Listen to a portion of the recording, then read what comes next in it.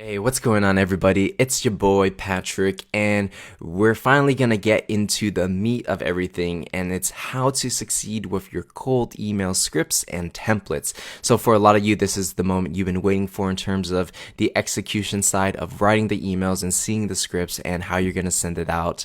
So, let's go ahead and dive right in. So, when it comes to email scripts and templates, just know that all the things that I'm gonna show you are meant to be tested and iterated for your specific product or service. So know that depending on your product or what industry you're selling into, the emails are going to be slightly different and you're going to have to tweak them a little bit to get the best results. And there's no such thing as a silver bullet when it comes to email. There's no one email that will work everywhere for every person in every industry. So I'm going to give you a lot of different examples and templates you can work with, and you can find the one that works best for you. Again, it's all about testing and iterating, because when you start out, you may not get the best results, but once you send more and more and iterate and improve, you're definitely going to improve much more as time goes on.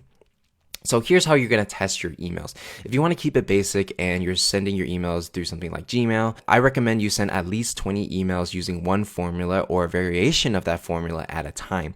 And the reason is because 20 is a really good number when it comes to having a big enough sample size to know if the emails are working or not. You can compare this to, let's say, if you send five emails, it's just not enough people you're sending it to know whether or not it really works. So 20 is the minimum I would recommend at a time. And if you have the leads, meaning you bought them, or you have a huge list of hundreds of different emails, you can literally send hundreds of emails every week using the phishing strategy that we covered earlier in this section. However, you must know it's a little bit more advanced, because to send hundreds of emails, you're going to need some sales software to keep track of everything. But if you have it and you got the leads, go ahead and give it a try.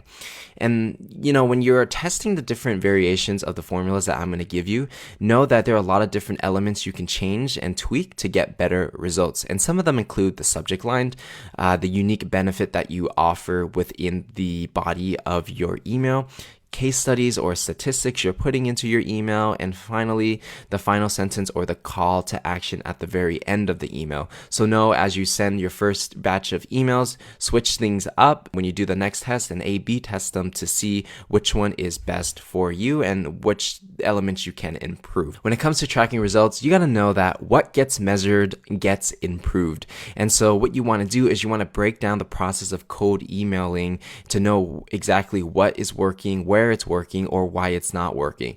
And an example of this, so let's say you send 100 emails and you get 70% open rate, which is really high, and responses, you're not getting any responses. So you know that the subject line is good enough to get them to open, but whatever you're putting in your email is not enticing enough for them to want to respond. So you know right there, you're going to need to change the body of your cold email, meaning it might be the unique benefit you're offering, the case study or statistic, so whatever the case may be. So by breaking it down into something like this, and you could even just use a Google Sheet to do this, you can see exactly what you need to improve. Now, when it comes to tracking results, after you execute an email campaign, you want to review the results after 1 to 2 weeks.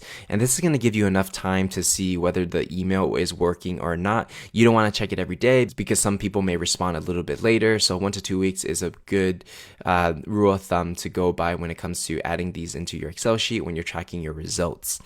And some software that I recommend you use when you are sending your cold emails, if you're sending a lot of emails, meaning like hundreds per week or hundreds per day, Outreach.io is a really good one. But if you're doing something a little bit more on the basic side, using Gmail, Yesware has a really great extension that allows you to schedule your emails and send you reminders. So that's really good. And I also use it for my personal email. So check that out. And HubSpot is another CRM that's all built in with everything. I don't want to go through all these email software that's available on the market because there are basically countless of them, but here's a couple recommendations that I can get you started with, and you could check them out to see if it makes sense for you. And again, it all depends on how many emails you're sending and what volume that's going to be at. So everyone's going to be a little different. Just think about the needs that you have and find the software that works best with you, and go ahead, and those are just going to get you started.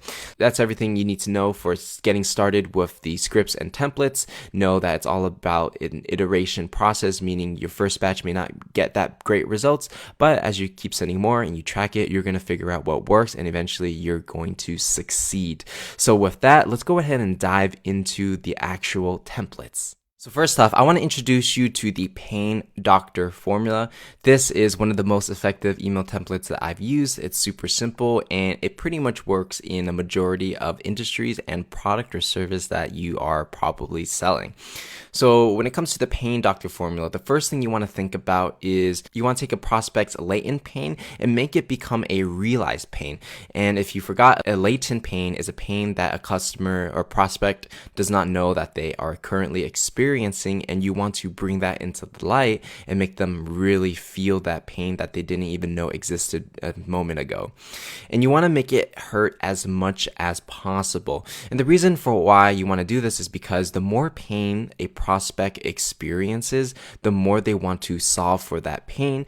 And basically, at the end, you're going to come in as the doctor who can make their pain go away. So it's really funny because you're actually making them feel a lot of pain in their business and that they really want to solve it. And you just so happen to be that person who can solve it. So, this is basically selling 101, but through cold emailing. So Pain Doctor. So an example of the Pain Doctor. So here's an example of an email script that you guys can take inspiration from. I'm going to break it down, step by step. And something to notice is that the way it's broken down is every sentence, it's basically its own paragraph. And the reason I did that was because it makes it very easy on the eye to read, especially when people are reading it on their iPhones. So let's go ahead and just dive right in step by step. So let's go ahead and dive into the first part. Hey, prospect. I noticed that your website currently isn't running Solution, which typically increases monthly revenue by 34%. So what I'm doing over here is I'm saying that their website currently doesn't have a certain solution that they should be using, and I'm implying that subconsciously. And I'm saying that people that do use it usually increase their monthly revenue by 34%. So in a way, I'm also saying by not having it, you're losing out on your revenues being 34% higher than they could be. So I'm making it hurt in a very subconscious way without calling it out directly, but you feel it because you feel like you're missing out on this extra revenue if you were the prospect. So let's go ahead and go into the second sentence. Implementing solution to increase sales is something we help industry companies with all the time. Some of our clients include XYZ. Now, when it comes to the brackets, again, industry, it could be whatever industry that you're in. It could be implementing solution to increase sales is something we help financial tech companies with all the time. So, plug and play. And the reason why you want to put in some of your clients that you put in is one, it gives you social proof. And two, if those clients are competitors to the person that you are emailing, basically you're making them feel like, wow, my competitors are doing this and they're increasing their revenues, I should be doing this too. And so by just name dropping some of your clients, it really triggers the emotions of a prospect and may get them to want to take a meeting with you. So the next part is the call to action. And I'm saying, so if it makes sense to talk, let me know what your calendar looks like. But if not, who do you recommend I talk to? Thanks, Patrick.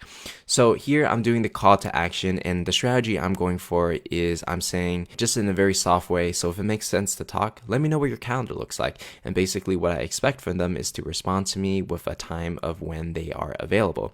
And the little extra thing I put in here, which is something you don't always have to do, as I said, but if not, who do you recommend I talk to? And this is because a lot of times when you're emailing somebody, they may not be the right person to talk to. So they may forward your email to the right person. Maybe it's like a marketing director or whatever it may be, and then you could talk to them.